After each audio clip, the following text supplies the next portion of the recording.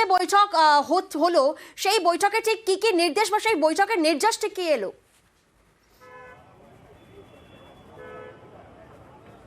প্রথম হচ্ছে মমতা বন্দ্যোপাধ্যায় এবং অভিষেক বন্দ্যোপাধ্যায় আজকে বৈঠক থেকে স্পষ্ট বার্তা দিয়েছেন, ঘরে বসে রাজনীতি করা চলবে না, ময়দানে প্রত্যেককে নামতে হবে। সামনে লোকসভা নির্বাচন এবং সেই লোকসভা নির্বাচনের জন্য জোর কদমে প্রচার শুরু করতে হবে।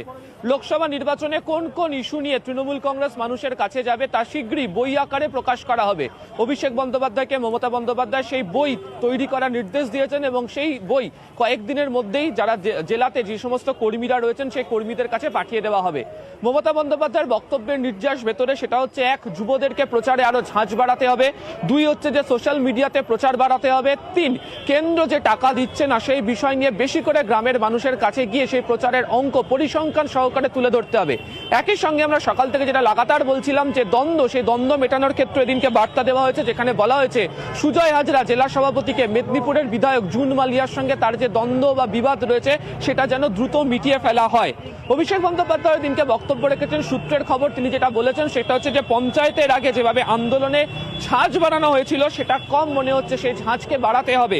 অনেক সাংগঠনিক নির্দেশ বহু জায়গাতে দেওয়ার পরেও সেক্ষেত্রে একটা অন্যতা করা হয়েছিল। এক্ষেত্রে পশ্চিম মেদিনীপুরে চন্দ্রকোনা পঞ্চায়েত সমিতির উদাহরণ টানা হয়েছে এবং সেক্ষেত্রে যে বা যারা দলের শৃঙ্খলা মানছেন না, যে দল তাদের বিরুদ্ধে কঠোর সিদ্ধান্ত নেবেন, সেই বার্তার কথাও এদিনের বৈঠক থেকে বলা হয়েছে।